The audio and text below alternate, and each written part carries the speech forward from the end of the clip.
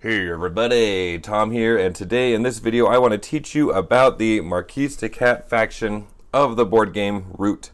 Root is an asymmetrical game with a lot of different factions, and I'm creating a series of videos to teach you about each one, and this is one of those factions here.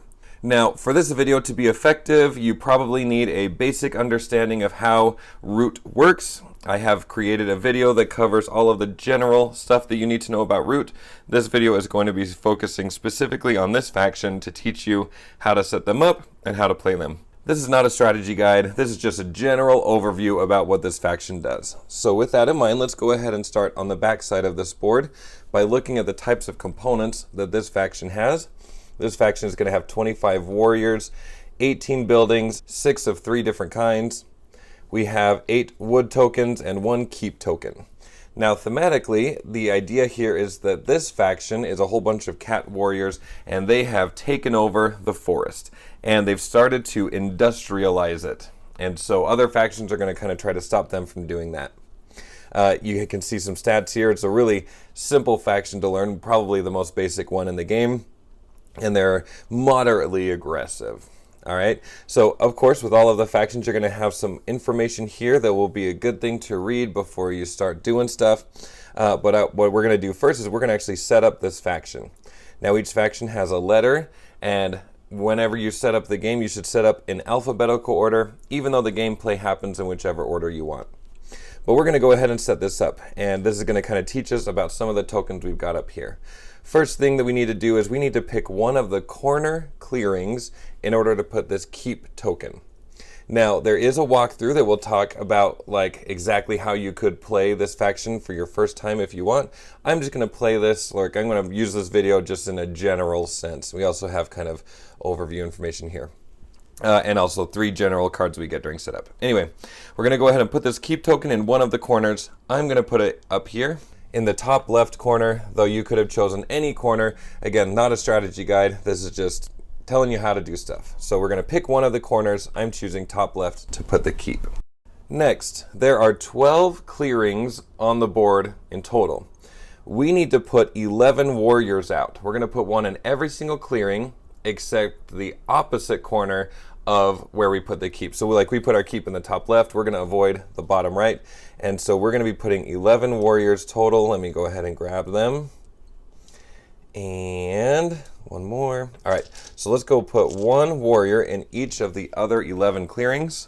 So let's see, we'll try to get them cool side up with their eyes. I really kind of wish they had stickered both sides, but it is what it is. Okay, so we've got these cats here. Let's see. And notice I'm avoiding both with the keep token and with the warriors. You don't put those in the square spaces. Those are for buildings. We're going to see some buildings here in just a second. But for now, we will get these 11 cats out. And we are avoiding the bottom right corner because that's the opposite of where we put our keep. Next, we're going to put out 3 buildings. And again, I'm just following this so you could follow as you do yours. I'm going to put 1 of each building type out. So we have sawmills, workshops, and recruiting stations. You're going to grab 1 of each of those tokens, and you're going to bring them to the board, and you're going to look at the clearing where you put your keep and the 3 clearings connected to it. And you're going to see a whole bunch of empty square spaces. You need to put these 3 buildings somehow divided among those building spaces. So for example, I could put the sawmill in this one if I wanted to, and I could put 2 buildings over here. Or I could put a building over here and 1 over here. However you want to divide stuff up, you just want to consider the 4 clearings, the keep, and the 3 connected to it. Put your 3 buildings in those building spaces.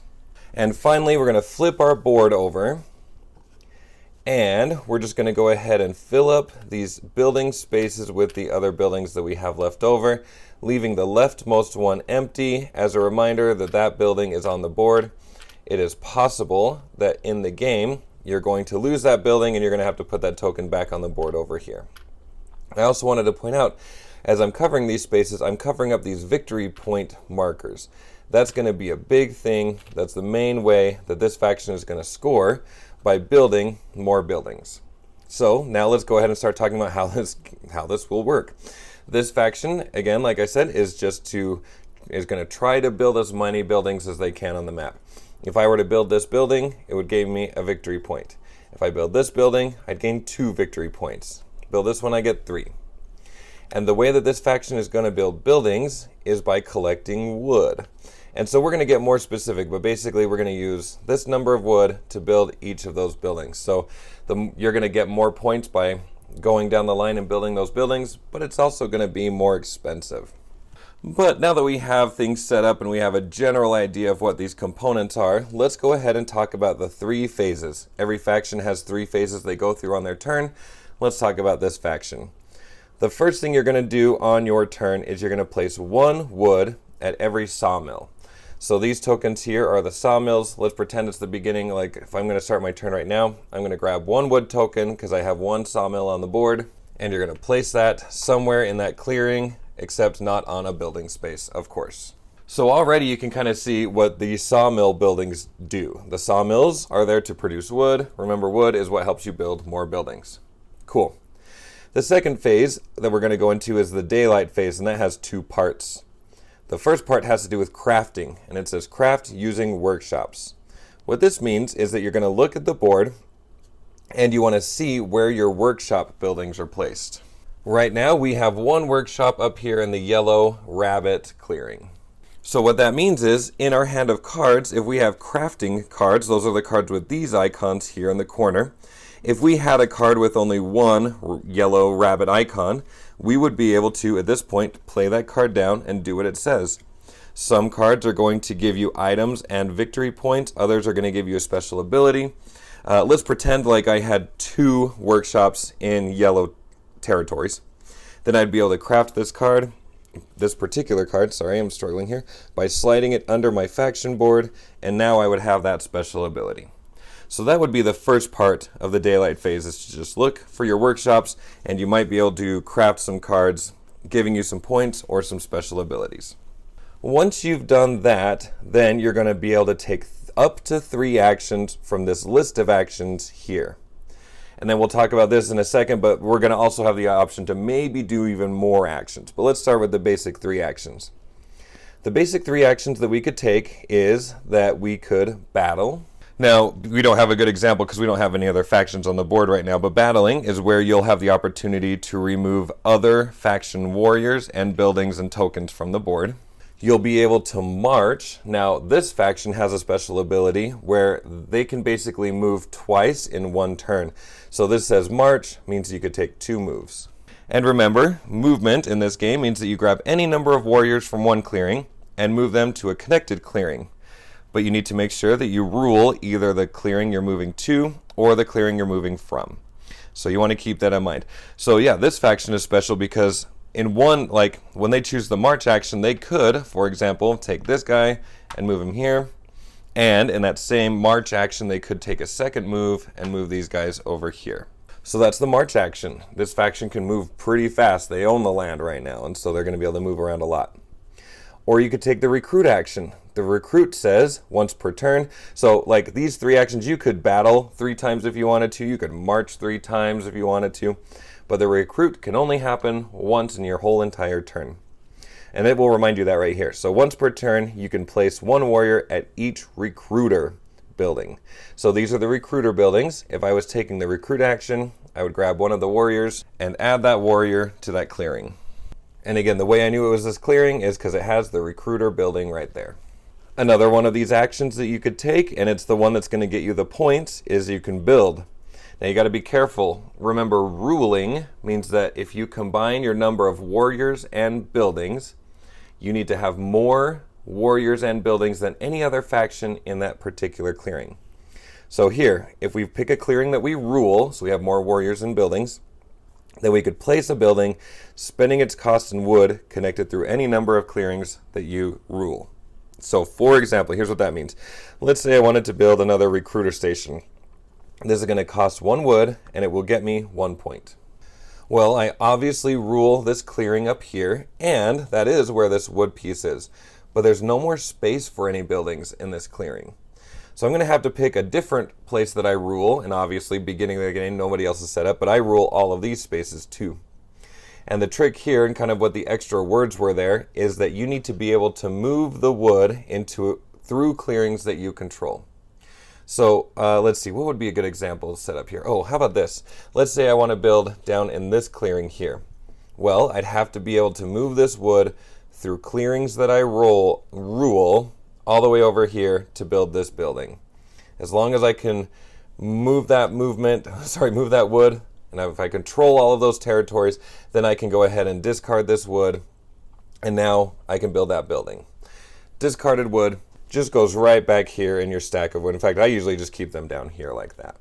Okay, so these are kind of the four main actions that most factions have the ability to do, like to battle and to move and to recruit and to build.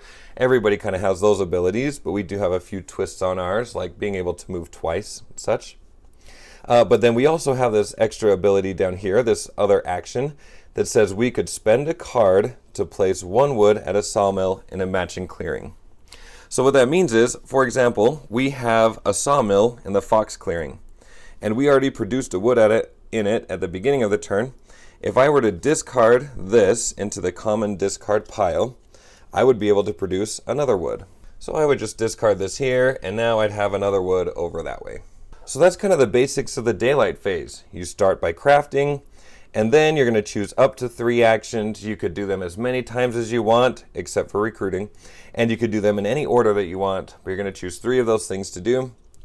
And then if by chance we had a bird teal suited card, then we would be able to discard that into the common thing in order to take additional actions. So if you save those up, you could have a pretty powerful turn by spending a bunch of those cards to do that. But once you've done your 3 or more actions, then you're going to enter the evening phase. And on the evening phase, you're just going to draw another card. So here we have a new card. Oh, cool. A new card that we could craft. Neat. And so we would draw another card. Plus, if by chance we had some more of these recruiting buildings, we'd be able to draw more cards for each one of those icons that's showing. And that's basically it. That's how the cat works. Super straightforward. Your turn will always start by adding wood at the sawmills. You're going to be able to craft cards depending on where your workshops are. And then you're going to basically take 3 actions from this list and draw your card to end your turn. So there are 2 more things that we need to talk about, which are kind of special abilities that this faction has. The first special ability that this faction has is about the keep token. Enemy factions can basically enter and invade and whatever, any of these clearings except wherever your keep is. If your keep is here, nobody's going to put anything in this area. So this area will always be your safe spot. The other ability that they have is they have this field hospitals ability. And the field hospitals, here, let me put this, it's distracting me. The field hospitals basically say this: whenever you would need to remove a warrior from the board.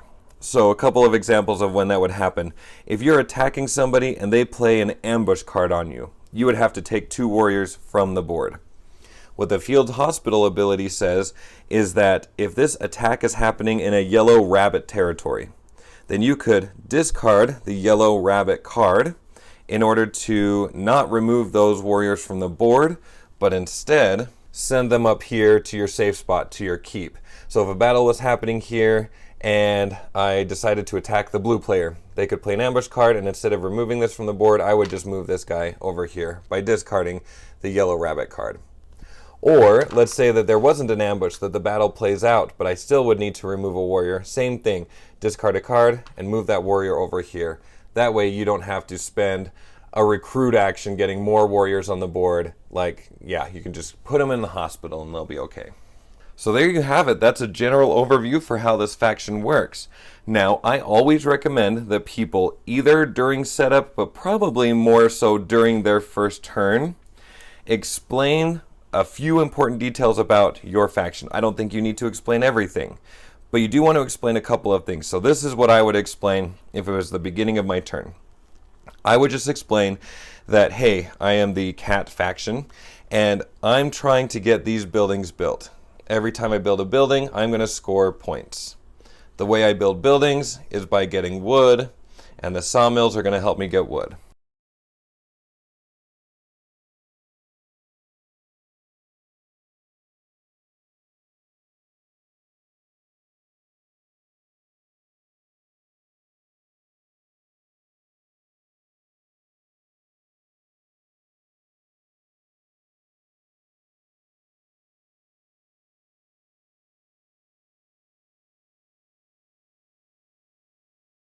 That way, you're just giving a general overview of how you're going to be behaving on the board, and you're not going to overwhelm the other players who are worried about their own faction as well.